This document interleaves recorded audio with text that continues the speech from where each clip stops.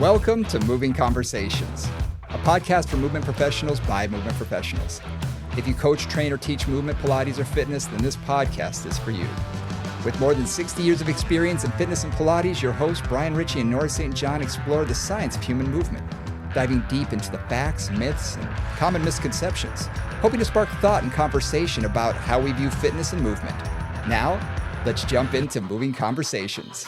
And welcome back to Moving Conversations. I'm Brian Ritchie. Joining me as always is Nora St. John. Good morning, Nora. How are you? I'm very well, Brian. Hey, I just want to let everybody know we're having a little construction happening at the house today. I don't think you're going to hear it, but if there's some bangs and bumps, that's where it's coming from. Just to let you know. Otherwise, I'm great. Spring has sprung. The grass is riz. Flowers are everywhere. Just an absolutely beautiful day here in California. Awesome. We also have some housekeeping sort of thing. For those of you watching on YouTube, you're going to notice that we are stacked a little bit differently now in order to make us more social media present. And so we fit on Instagram and all of these sort of things. We're changing the way we are appearing on our YouTube channel. Please do us a favor. Let us know what you think. I'm really curious about this because some people may love it. Some people may hate it. I'm just curious. So if you would leave a comment there or email us at movingcombos@gmail.com, we would highly appreciate it. And as always, hit that like and subscribe button. We really appreciate it. Comment when you can. The comments do help. Our numbers keep rising every week. And as Nora and I have both found out, I just got back from very, very sunny and oh my gosh, very hot Arizona. It was triple digits. I did not expect that, but it was triple digits already. At the Firm Body Pilates, I was teaching a post-rehab summit. It was fantastic. Wonderful, wonderful students. I wanted to thank both Jody and Tara for inviting me. We had a wonderful time doing post-rehabilitation stuff. So thank you guys very much. But yes, I was expecting spring, not summer. It's Phoenix, baby. Degrees. Oh my gosh. Not usually that bad in April. That's we've been there a lot in April for Pilates on shore and things. And it's usually been moderate. 80s? I mean, it's been hot, but it's not been 105. I expected 80s or something like that. And even told my kids, because I brought them to visit grandma, I said, oh, it's going to be great. It'll be 80 degrees. And I looked and I saw 103 when we arrived, 105 the next day. I said, oh, it's going to be a little warm, guys. Just a little bit. It's going to be a little warm. So with that in mind, we also want to let you know that we are planning a similar kind of post-rehab summit with Brian and I together in Southern California. We're going to be at Blue Moon Pilates, and this is in September, so it's a good bit of time from now. And we'll let you know when registration opens. But we just want to give you a little preview that will be happening. If you want to come down to Mission Viejo in the middle of September, we would love to see you there. Should be beautiful. I can't wait. And if you'd like us to schedule a time to come into your studio, we'd be more than happy to talk with you. You can always email us, movingcombos@gmail.com. We aim to please, and we're getting out there and teaching a lot more. So this is good. We're having a lot of fun doing this. Absolutely. Taking it on the road. Take it on the road. So today we're kind of going back. We're going into a lot of really interesting topics, women's health and some osteoporosis. And we've talked a lot about the foot. So a lot of different things we're working on. We kind of wanted to back us up into a little bit of basics. So today's going to be a bone basics, as it were, talking about joints, talking about bones, just a little bit of kind of an anatomy primer for those of you who are, either need a refresher or just want to know a little more. So we'll start with the bones. I think you and I have both talked in the past that we should, in high school, have an anatomy course. You learn such bare basics, about the anatomy. And I think it would be so important. This is the vehicle that we drive around in all day, right here. Exactly. We should know more about what we're walking around with. We should know how to build muscle. We should know what bone health is. We should just know what bones are made of and understand. And that's really not covered nearly enough, I find.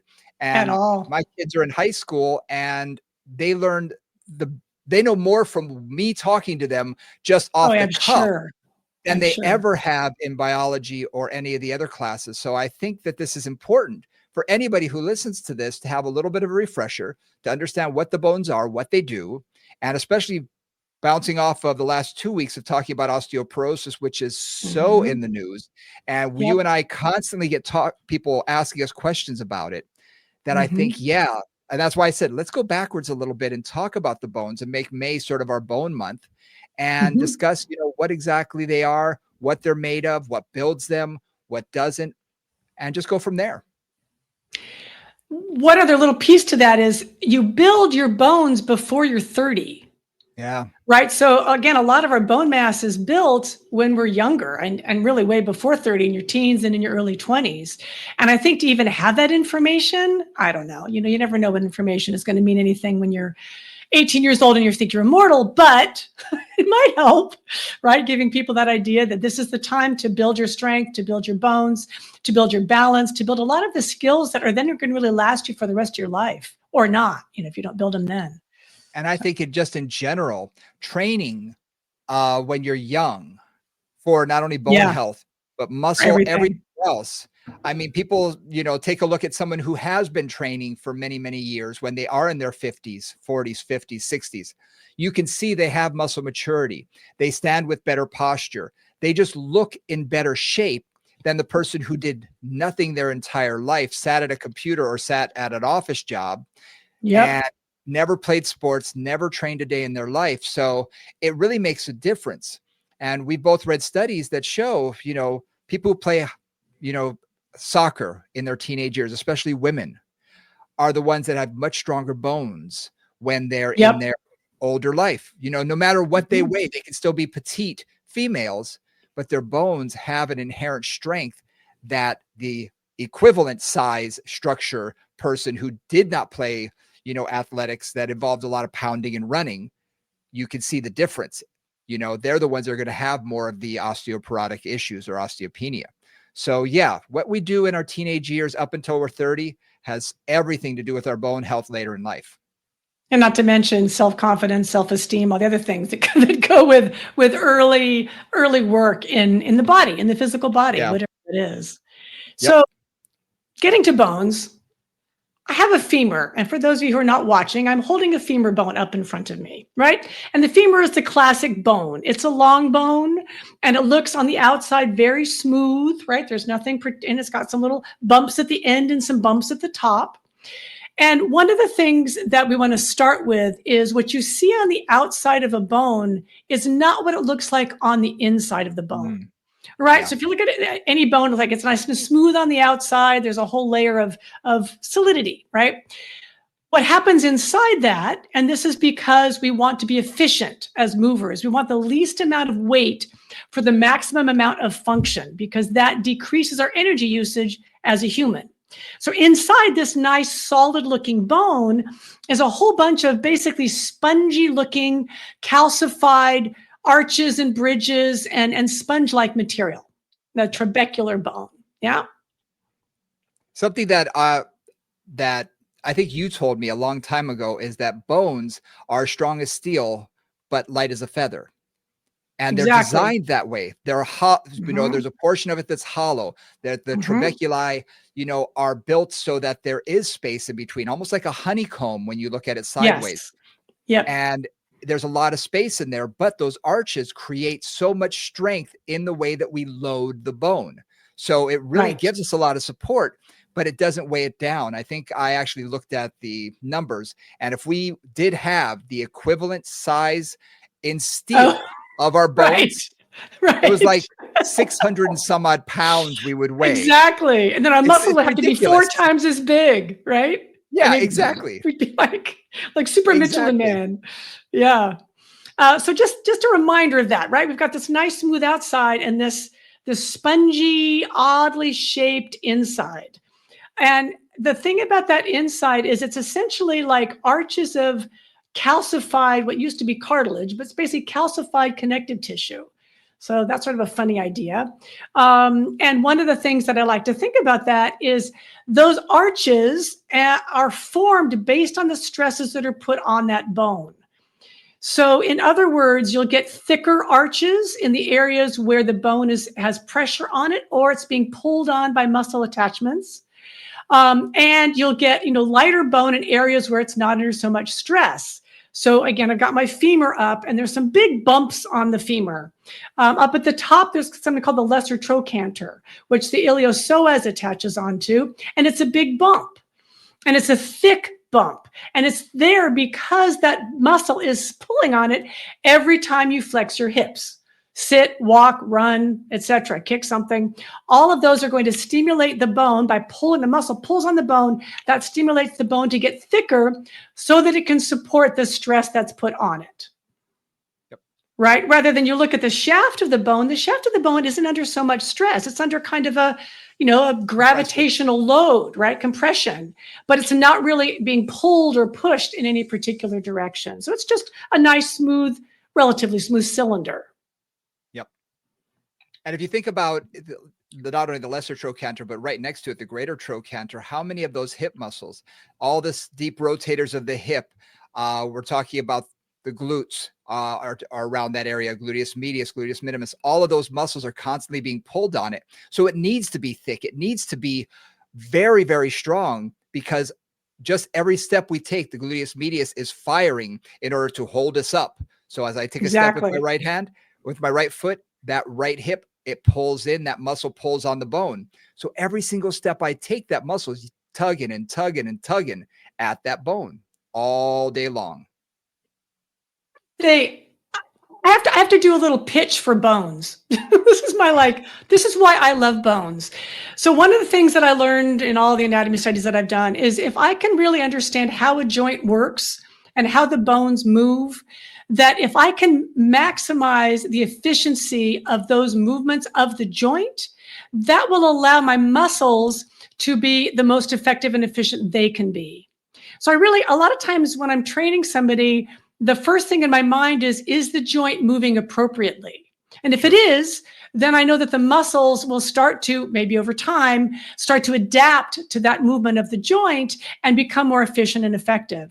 If the joint isn't moving well, then the muscles can't move well. So it's always one of those places where I start, especially in the upper body, with thinking about how the body moves. So that's why I love joints, because they're so important to movement. Well, they are movement. For the human body, exactly. The joints are movement. A lot of people just want to think about muscle. Muscles are there to move the bones. They're there for motion. That's it. They are literally, and our bones are literally just levers to allow for that movement. So we're talking about simple machines here. In physics terms, we're talking about a very simple machine. We're talking about levers.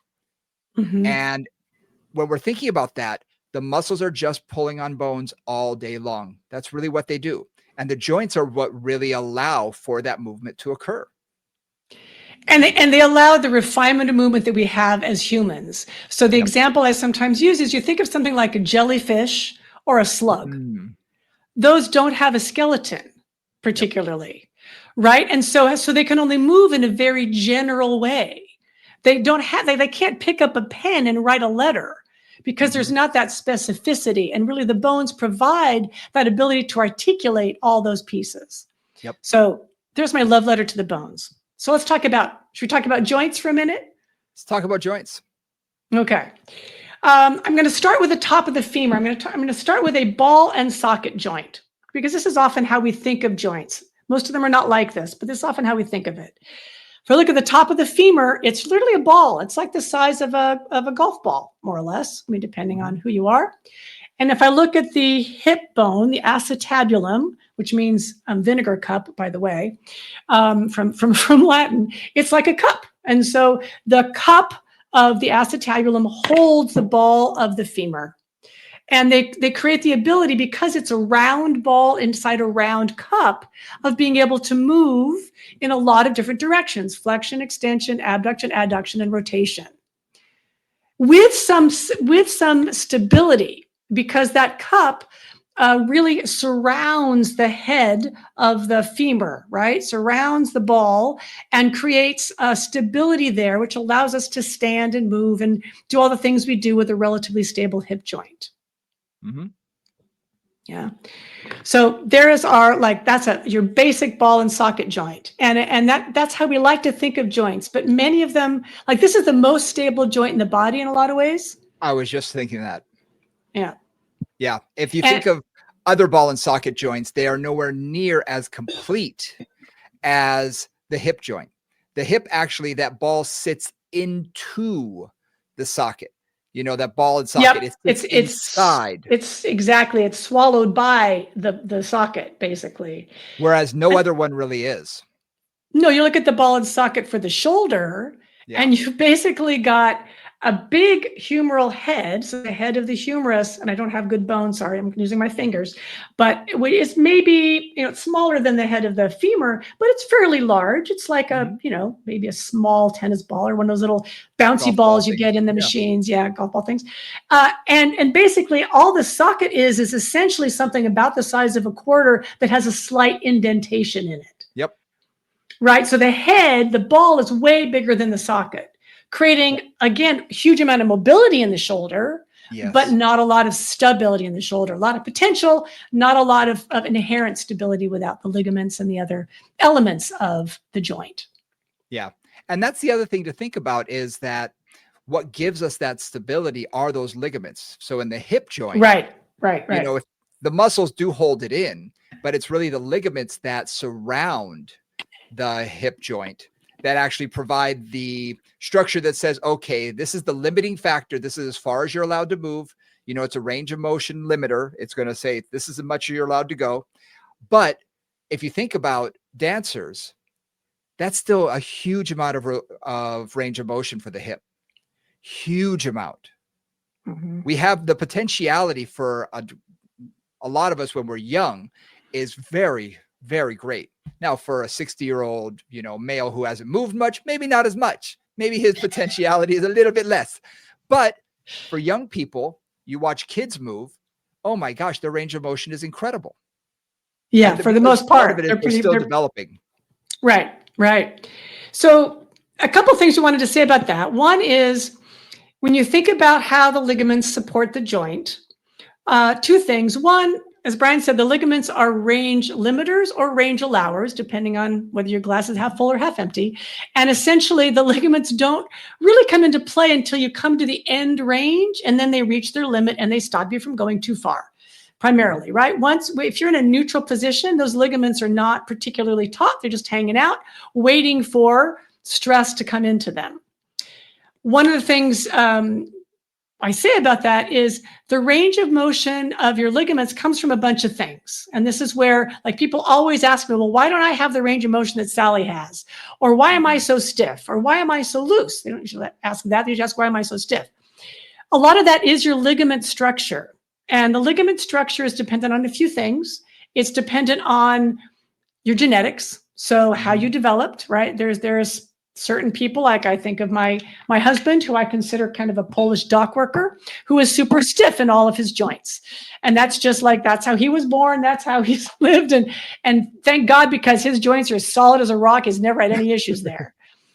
I, on the other hand, am a loose goose dancer person who has all kinds of looseness in my ligaments where, I can dislocate things without too much trouble. So when we think about how we develop range of motion, there's the genetics, which is part of it. The second piece is how you use that joint as a young person.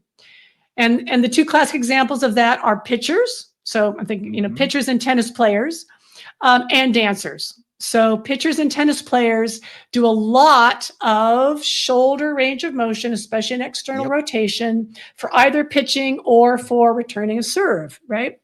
And because they do so much of that when they're younger and their ligaments are forming, they create more range of motion in those ranges than somebody who doesn't test those will. Same thing with swimmers, have some of that too, because they're using a lot of range of motion in there.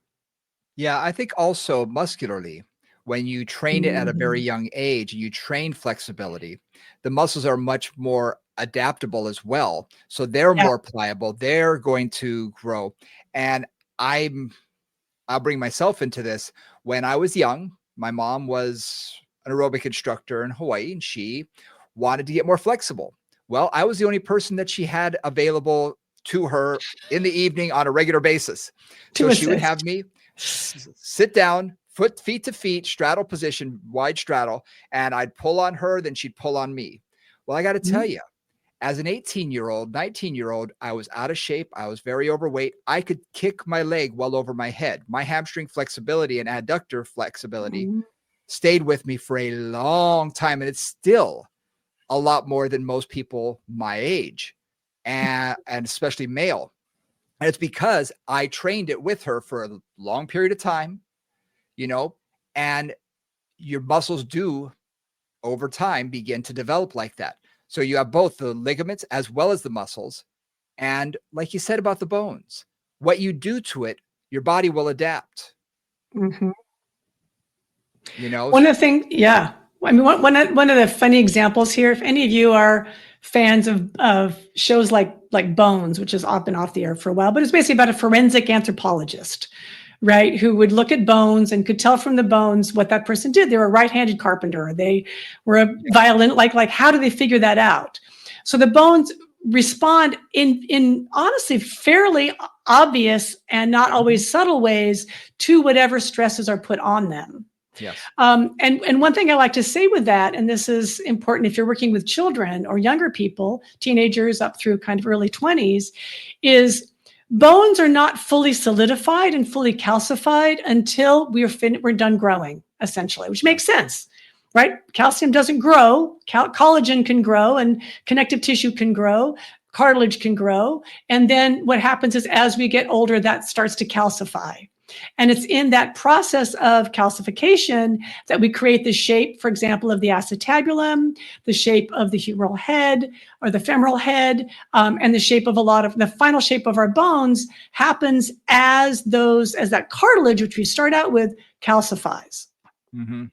And something that I want to bring up here that I don't think people realize is that, let's take you and I, for instance. Okay. Mm-hmm. We stand next to each other. We look very, very different from one another, not only male, female, but our backgrounds, everything. I've got a very large rib cage. I got very large hip bones. My shoulders are very wide. You're pretty much the exact opposite, a lot more compact in those regards. Yeah. And because of that, our bones are going to be different sizes, are going to be different shapes. And I think it's a misnomer when almost every single skeleton is like a 5'4" male, that's hanging in the closet in an anatomy lab somewhere, and they pull it out and they all look the same. They're all the same size. All the vertebrae are the same size. And you look at that and people assume, well, that's what my skeleton must look like.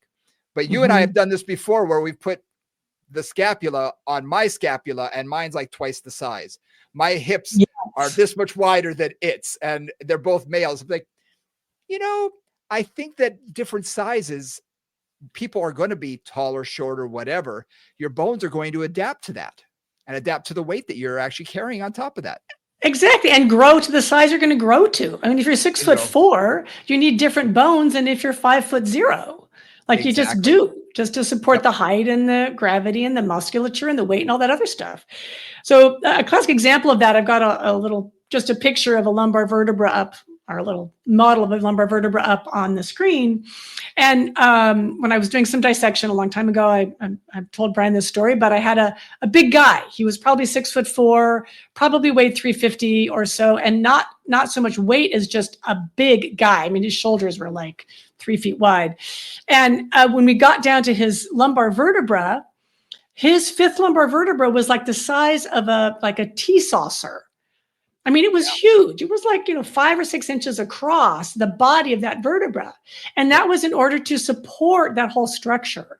Yep. And that was just, that was a real eye opener for me. Because again, the models that you see, whether it's 2-dimensional or 3-dimensional or a skeleton in the closet or whatever it is, those create a vision for how things are that may or may not be at all accurate. Yeah. Right. And I love putting a scapula up on your back and going like, oh, look, this is just scapula. And Brian's goes higher, lower, and wider in all directions because he's not a small person. Right. And that's something just to keep in mind. What we see in those anatomy books, and when we have a skeleton in the room, you're looking at it and thinking, oh, that's what everybody. No, that is one person that was made from a model, a form. Way back when, it could be in the 50s for all we know, that original model was made when people were a lot smaller. And I think you were the one who told me that a lot of them came out of India. And so we're talking about someone who is probably older, Indian, their bodies are going to be a lot different than a Caucasoid, someone who may be from Norway or Right. Asian from China, or, all over the place. We have different structures to ourselves, and we have to remember that. Exactly. Exactly.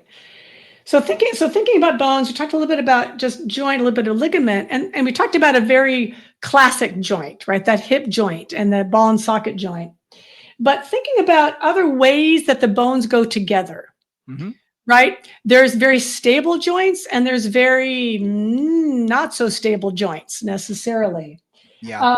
And there's joints that move in different ways. So I've also got, and I'll put this on the screen too, I've got a knee joint. So we've talked about the hip joint. Now talking about the knee joint.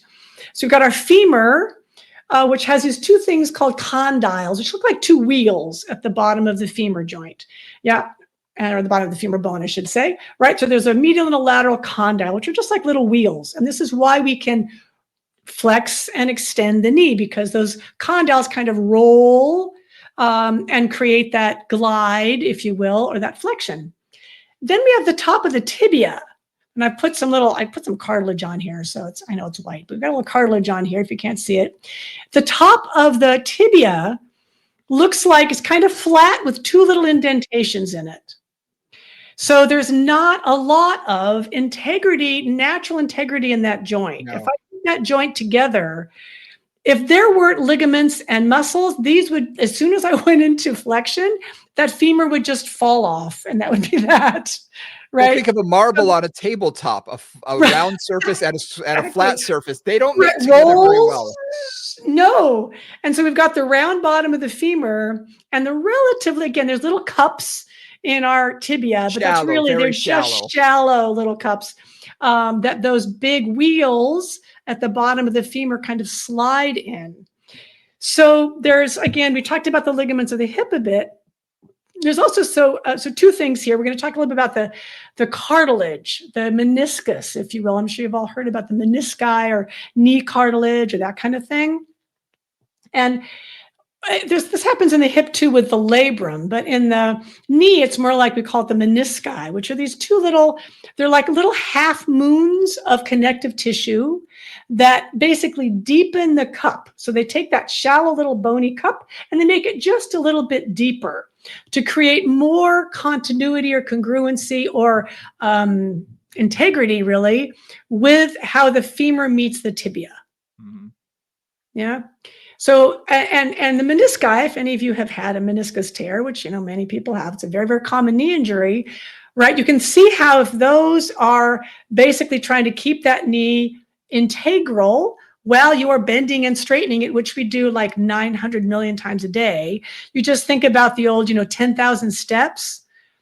Even if you're doing 5,000 steps a day, every time you step, you're flexing and extending that knee. And you think about that over a lifetime, you've got 365 days and then you've got 85 years. That is an amazing amount of flexion and extension. And one of the things that I love to think about with that is that all of these tissues are living tissues. Mm-hmm. Right? It's really easy to think about the bones as being like, I always pictured Georgia O'Keeffe's skeleton on the desert floor, that it's dead. It's just this dead thing that lives inside you. But no, the bones are constantly being reshaped, reformed. Every time you move them, they get some stimulation. They're also building and breaking down depending on our calcium needs in the rest of the body. Yep. So again, the little menisci, which look like these little tiny little bits of tissue, have an incredible amount of resiliency, and they do have some ability to maintain their health. They don't really repair very easily. So I'm trying not to give you too much hope on that front, right? But they do have some ability. Their blood supply to them, they have some ability to regenerate and to stay healthy for a long time, for many decades for most people. Yeah. So that's kind of an amazing thing about the body, is it is a living tissue. So the bones can change shape and respond. The tissues, the ligaments, the cartilages and things that support the joints can all really hold things together for a really long time. For the most part, obviously things break down at different times, but they don't always break down. And it's amazing that they can keep going as long as they can. And something about the meniscus and all the ligament structures of the knee joint is essentially a hinge, if you think about it, because it only does flexion and extension. So again, the meniscus as well as the other ligament structures create that range of motion. They're really dictating that it's going to do flexion, extension, a little bit of rotation, especially when the knee is bent. We have a little bit of rotation. But if you think about that, we're really truly looking at a hinge joint. Mm-hmm. Yep. You know, it just goes this way and it goes this way. Yep. Flexion and extension primarily. But one thing to think about there, and I love this image of the knee, is for the longest time, I really did think about it as a hinge joint. But if I think about a door hinge, that would mean that my femur just hinged off of it and would fall off the back. So instead, what I like to think of is when I'm bending my knee, it's like that femur is rolling. So as the top of the femur is going backwards, the front of the femur is actually rolling forward on that tibia, so that I maintain what's called joint congruency, meaning that the center of the ball of that, those condyles, or the bottom of the femur, stays centered over the tibia. If that makes some sense. Maybe it does. So basically it's going to roll, glide, and slide. And that's where the femur has this wonderful ability to stay integrated with the tibia. And the interesting thing I found about the meniscus is that the way that they're connected, they only have two connection points. They actually float. They actually move forward and back. So as we bend our knee, the condyle actually does rotate over, but it also rotates slightly backwards, slightly on the joint. So those meniscus actually track back and forward a little bit as we flex and extend. So they're moving with us. Right. They're basically holding those condyles in place, like like an ice cream cone, you know, holding the ice cream, and it's sort of moving with it. I was like, I got you. I'm going to move. And it allows for that rotation. I love the thought that you just said, that unlike a true hinge, this is actually more of a rotation around an axis. And the axis would be looking at its the side, where as we're rolling, it's rolling within the joint, and the joint is actually moving those ligament structures, whether we're talking about the meniscus or the ligament structures themselves. So we've talked about this in our knee episode. They're actually tracking forward, back, side to side to allow for that and to keep the knee in place. So again, we consider it a modified hinge joint, but it allows that flexion and extension. So there's a lot going on in the knee that most people don't ever think about, that we take for granted. And to get back to the ligaments, because I know we talked about this in the knee, but just to put joints together, and I think the knee is a nice way to do this. When you think about the ligaments of the knee, it's kind of straightforward, because really what you want to have is you want to have the femur not going forward or back on the tibia, or side to side on the tibia, as a in a simplistic view. So there's a ligament that goes on the medial side connecting the femur and the tibia, on the lateral side connecting the femur and the tibia. So that keeps it from basically falling off sideways should you get hit, in the side of the knee, or again, have your foot stabilized while you are rotating another direction. And then there's what's called the anterior and posterior cruciate ligaments, which keep the femur and the tibia from sliding forward and back on each other. So it's such an elegant structure. It's kind of like, I love that about the knee, that basically there's just these very simple little ligaments that keep that integrity of that joint. And just inside, outside, front and back. And that femur then is organized in a way that keeps it gliding and sliding, again, for most of us, for like 80 years or 90 years with integrity. It's a beautiful thing. So that's the second type of joint that we're talked about, hinge joints. We have the ball and socket. We have the hinge. Now, I'm going to use a foot. A foot there's a lot of joints in a foot. Oh my gosh. Just to say, there's quite a few varieties of joints in a foot. So a couple things. One is, first looking at the tibio, I think I call it the tibio-talar joint, but some people just call it the curl. What do they call that? I've always called it anyway. Okay. Anyway, there's a lot of confusing names about this. I'm going to be kind of straightforward here. So there's the tibia, meets the talus. And the nice thing about the foot and what we'll go through is, if you think about the joints of the foot, each of them provide a different kind of mobility for the foot, because the foot is our interface with the ground. And until really quite recently, the ground is not as predictable as it is now. Right.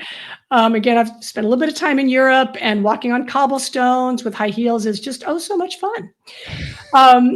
You're like, okay, I mean, I literally, I had one pair of fairly spiky high heels, and on cobblestones, I just walk on the ball of my feet because I have no idea where that heel is going to land in a hole and just send me in some other direction. So anyway, thinking about this, how joints create the potential of movement. If I look at the bottom of the tibia, and I've got a really nice model of the foot that I love because it's all elastic. Look at the bottom of the tibia. It has this really nice arch in it. So it's got basically an arch. So it's got a curve in it. And then that matches what I think of as the top of the talus, which is like a dome. So we talked about the ball and socket being around and around. This is more like a dome and then an arch that goes over the dome. So that allows primarily flexion and extension of the ankle, or plantar flexion and dorsiflexion of the ankle. And so that's a very important movement. Like, without that, we can't walk. If you've ever worked with a client who's had a serious ankle fusion because of usually ankle breaks or other kind of things, you lose that flexion and extension, everything is kind of whacked from there on up, because that's a really critical piece of human locomotion, is that plantar flexion, dorsiflexion. And that's still considered a hinge joint primarily. It is, and this literally is a hinge. Yep. More so than really in some ways in the knee. It just goes forward and it goes back. Yep. And that, again, those just move together, creating that nice, beautiful action of dorsiflexion, plantar flexion. Then I'm going to go forward from there through my talus to my navicular. So again, I got the talus here, the side bone, I got the navicular. And we'll talk more about the talus in a minute. Now, if I open that up, you can't see it terribly well, but basically the front of the talus is also kind of like a knuckle. So it's a little bit round. And if I look at the top of the navicular, it's got a hollow in it. And these hollows are more round. This is almost like a mini ball and socket joint. I think it is considered a ball and socket joint classification-wise. Yeah, so and what that allows, I've got flexion and extension with my tibia and my talus, and then my talus and my navicular, I've got this rotation ability, right? So you think about landing on a root or landing on a rock or being on any kind of a wiggly surface, and you want some of that mobility between the hind foot, which is relatively stable, and the forefoot, which has to accommodate to whatever wiggliness, is happening in terms of the ground. Yeah, so there's our talus and our navicular. Then we've got the other side of the talus. So now I'm looking at the lateral side of the foot, and I'm going to open that up. And the talus now is like, it's such a weird bone because it has the joint to the tibia up above it, the joint to the navicular in front of it, and then it's got a complex series of joints on the bottom that interact with the calcaneus, with the heel bone. And it's called the subtalar joint, or that's usually what I hear it called. And that actually is a rather stable joint. There's a little bit of a glide in there, but I think it's more of a gliding joint than anything else. And there's not a lot of mobility. So again, if you're on YouTube, you can see that I'm trying to wiggle that joint, and it doesn't go very far. So it creates a little bit of more stability, again, at the back of the heel, at that hind foot. Then moving forward, we have straight old gliding joints. So here we've got our cuneiforms and our cuboid, which are basically kind of little squares, or little more or less squares that basically just glide around on each other and slide around on each other. And they don't have a lot of articulation that way. They just are able to open up. So they're able to round, they're able to glide a little bit if there's a rotational component happening. But basically there's just a little bit of movement side to side, up and down, and in a few directions, but they're not major joints, right? Again, they're designed to be relatively stable, but have that ability to accommodate to an unstable surface.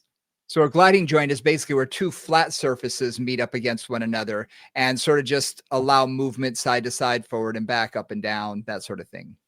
Exactly, depending on what's around them. Right. Yeah. And then going forward, we have also pretty much gliding joints between the cuneiforms and the cuboid and the metatarsals. Those are also pretty flat joint to flat joint. And those are going to, again, provide more or less just that ability to glide. Yeah, glide and slide. So you can see all of these bones that are there are really allowing for superior articulation, much like our hands. Yes. They're meant for us to walk on unstable surfaces, to begin to allow that and even climb trees, do things that, evolutionarily we may have, opted out of, but we still have the potential to be able to do all of that. So our feet and many still do. And many still do. I sure did as a child, let me tell you. So yeah, if you think about the amount of articulation that a foot really has, it's unbelievable. And it's because it has all of these different bones that are articulating with one another. Right. Without the joints, the foot wouldn't have the capabilities it has. No. Right. And if you think about, the rare cases where somebody loses the ability to use their hands and they end up training their foot to do a lot of what the hand can do, right? That's the potential. And what is there, 26 or something bones in the foot, something like that? Something like that. Yeah. Anyway, I may have my numbers wrong, but it's close. Right. And that number of joints means you have that amount of articulation. Yep. Right. It's very different than like femur, tibia, fibula. Right, 3 bones create kind of a simple movement. Here you've got all these bones that allow a lot of subtlety and a lot of different kinds of articulations to accommodate to complex movement. Yep. And we covered a lot of this when we talked about our foot a few weeks ago. That really, when you think about being in a shoe, your shoe does sort of fix everything a little bit flat. Yeah. Gives it great, now let's be great honest, stability. Great stability. It's going to stabilize it. However, it's going to fixate it to a certain degree, whereas when you're barefoot, there's a lot more articulation. You can really use those muscles a lot more, and the intrinsic muscles of the foot become a lot more active and dynamic. And I've just been, one of the advancement principles course I've been teaching lately is the lower body. And it's been interesting working with a lot of different Pilates teachers where I teach them the kind of the foot stuff and it's new to them. Like they haven't, most people haven't thought about the foot, even if you're kind of in this world. And you said, personal trainers generally are in shoes and the foot is almost entirely ignored. Right. Yep. So anyway, that's just a little plug for the foot, which is either in front of us or behind us. One other little joint we'll talk about, and we may go through some more, but these are the key ones, or another one I'll talk about. If you think about the vertebra, I've got 2 lumbar vertebrae here with me with a very flattened disc because my disc squashed. This is called an irregular bone because it's totally weird, right? There's like all kinds of different bits and pieces to this bone that aren't like any other bone. Yeah. How could you name every single one when you look at something like the scapula, the sternum, the vertebrae? They're funny looking, they're funny shaped. You can't name them all or else there'd be 27 different types of bone, different classifications of bones. Yep. So they just all lump these into irregular. It's an irregular bone. That's all we need to know. We're good. Yep. So a couple things about this. And again, we're talking a lot about bones and joints and how those produce or don't produce movement, right? And how that works together. So if I'm looking at the bone, now this also shows one other key thing that bones do, which is protect us. Mm-hmm. Right. So in this case, the bone is protecting the spinal cord, a critical piece of communication hardware for the body, or software and hardware really for the body. Yep. You think about the skull, it protects the brain, also another critical piece of hardware. You think about the rib cage.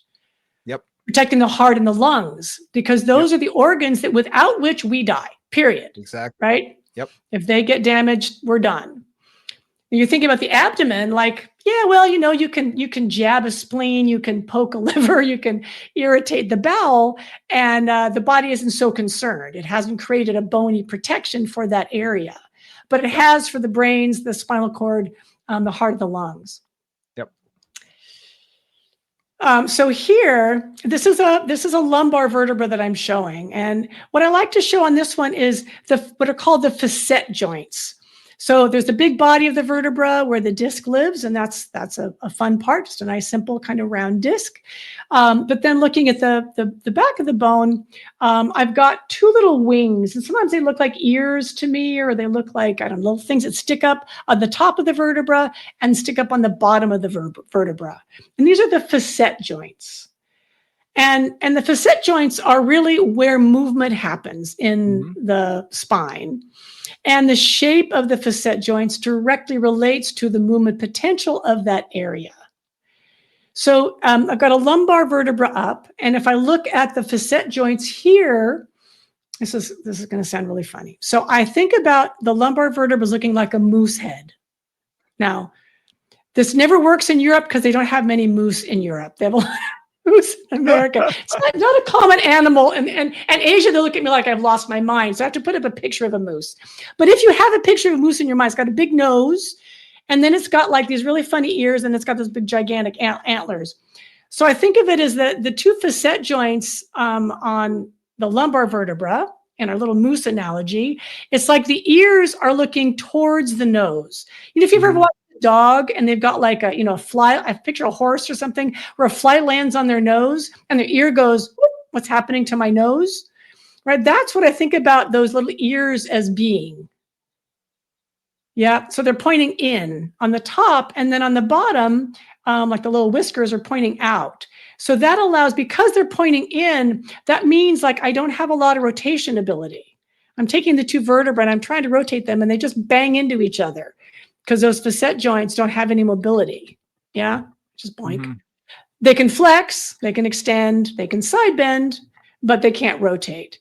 And that changes as we go up the spine. You've got, like, the ears are much flatter when I go up into the thoracic and the cervical. So we've got flexion, extension, lateral flexion, and rotation up in the rest of the vertebra.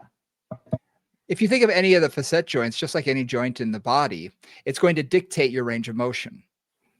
So in the lumbar spine, we get flexion, extension, lateral flexion, not much rotation. The thoracic, you add a little bit more rotation, not as much extension, and it's all dictated by the joint itself. The joint tells you, I want you to turn like this. I want you to lift like this. So like you said, the shoulder, high amount of mobility because we can reach overhead and whatnot. And that joint is what allows that to happen. It opens everything up. So yeah, the bones themselves are created that way to allow movement in certain directions and also to restrict movement in other directions. Exactly. So one other thing about that is, like, again, we talked a little bit about just how ligaments get created, but I have a lot of people who say, well, what about contortionists? What about like the Cirque du Soleil contortionists, or people who have like hypermobility spectrum disorders of various different kinds. And there, again, it may be joint structure that allows more mobility, and it's also ligament structure that allows more mobility. So a lot of times in those cases, it's a connective tissue difference that allows those ligaments to have a lot more elastin, a lot less collagen, a lot more mobility than, let's say, somebody who's much stiffer would have. That makes sense. Yeah. So let's see what other bones I have around here. I've got one other option, which is basically two things. I've got a pivot. So basically a pivoting bone. And the one I'm showing on the screen is where the radius meets the ulna in the elbow. So the radius, the top of the radius is round, right? And it's held together by what's called an annular ligament. So a ligament that goes around it and stabilizes it against the ulna. And basically that can rotate, and that's what allows us to go from pronation to supination of the forearm. Yeah. So that's what that rolling, the radius rotates or the radius Mhm. rolls. And that's what allows that mobility to happen. Now, again, the top of the ulna is another hinge joint, but a very different hinge joint than the knee. Yeah. So I always laugh here. Hang on a second. I've got to go find my. She's Yeah. there you I go. just had to find my humerus. It Yeah. was sitting in a bag behind me. So if I look at the bottom of the humerus, I've got, again, this is my humeral bone, right? It's got like a divot in it, a groove here, and then it's got like a little, it's called a trochlea, which is kind of like a, what'd you call those, Brian? Like on those little pulley, like a pulley Yes. system, right? That you go around the trochlea there. So this little, I always think of this as being like, a little mouth. The top of the ulna always looks like a mouth to me because it's kind of like a little C shape. And that goes right into that little divot. And that is another hinge joint, but a Yep. very different. This is much more like a real hinge. Right. If you think about a Yeah. door hinge, it's not like the knee, and it's not really even like the tibia and the talus. This is a whole different, this is really a hinge. Mhm. Well, Yeah. unlike the knee, if you think about it, the amount of rotation that you need in the elbow joint comes from the pivot joint and not Right. from the actual elbow joint. Exactly. That elbow joint, so where the, again, the humerus meets the ulna, that is just a hinge joint. That just Yep. goes into flexion and extension. That's all it does. And all of the rotation happens in the rotation, the rolling of that radius and that a radius over the ulna. Yep. Right? That's really where we get the mobility and the rotation of the forearm. And there's Yep. a whole lot more there than there is in the lower leg, which is a good thing, I think. Yeah. So that's the difference between, again, we've got another little like a pivot joint, and then we've also got, again, a different version of a hinge joint. Mhm. So it's just so like, there's just so many wonderful options and variations on how things work here in the body. I was talking with I had a client come in yesterday for an assessment, and we were talking about the body and how he said he was amazed that he's lived this long and that his body has functioned as long as it has. Absolutely. And I said, we are, if you think about it, one of the most perfect machines. But if one major thing happens, there's a cascading effect that we don't function nearly as well as we did before. And the Right. bones are kind of like that.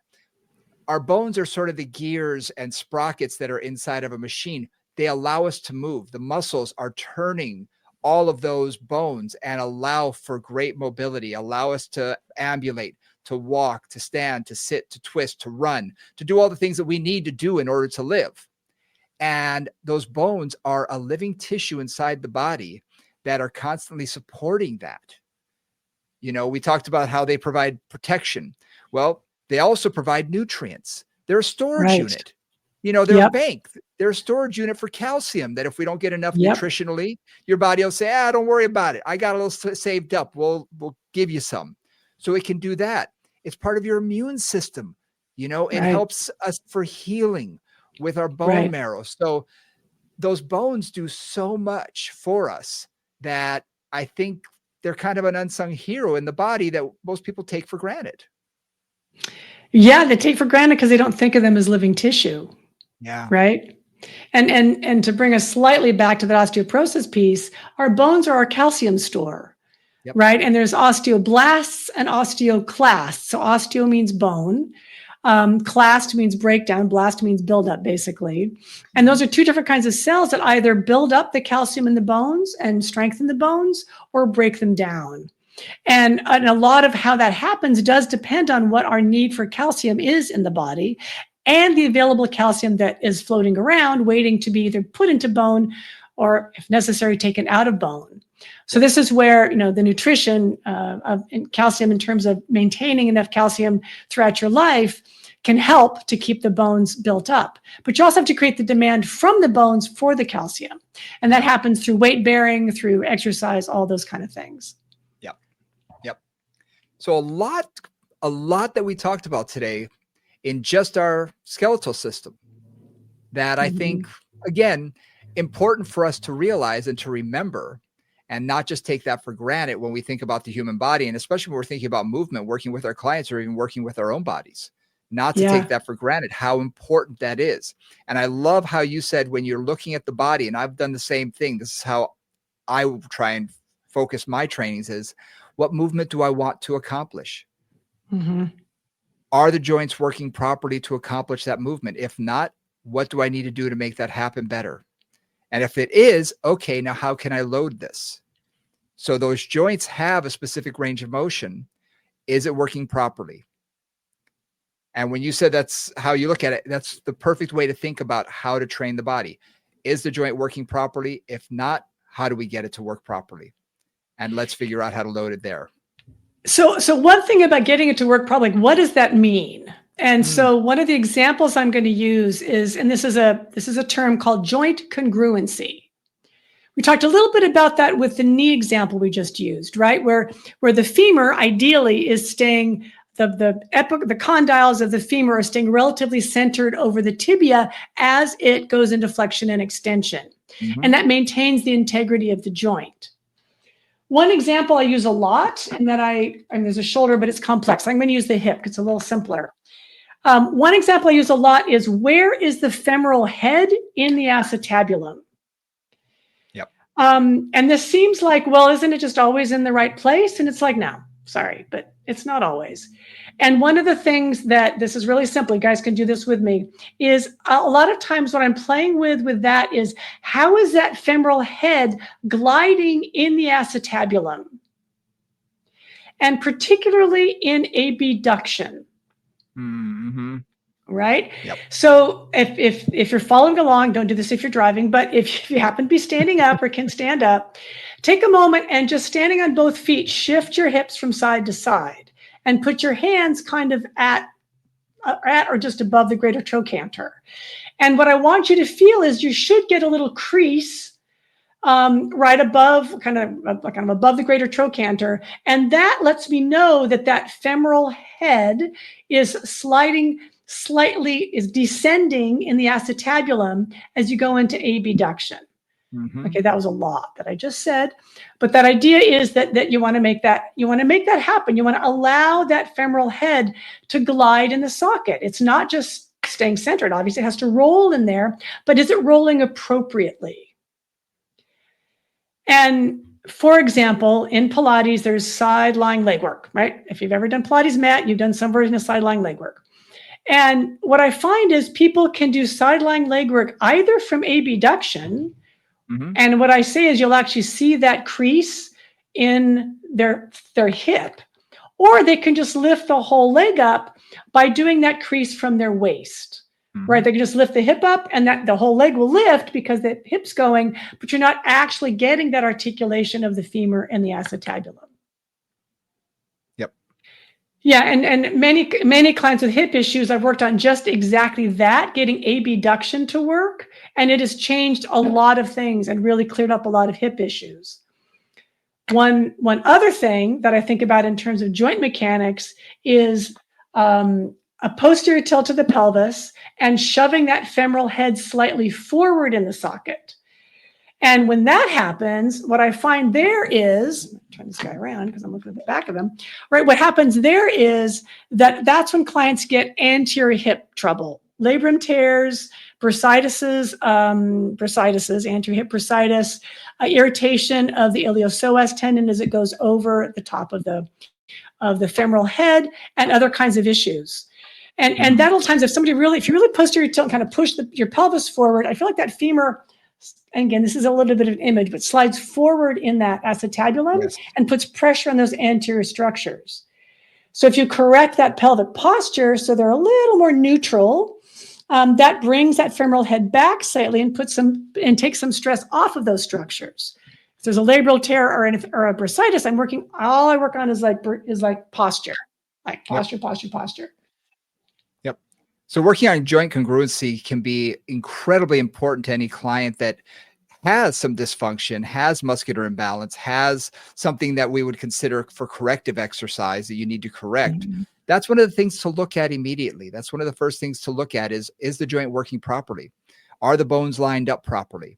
Now, sometimes there are misalignments that go beyond what we can do just Way beyond. because Yeah. they're not, I've had a number of clients who had egg-shaped femoral heads. They weren't round, they Right. were shaped like eggs. So they ground down the acetabulum, and in their mid Mhm. 40s, they were suddenly bone on bone, couldn't figure out why.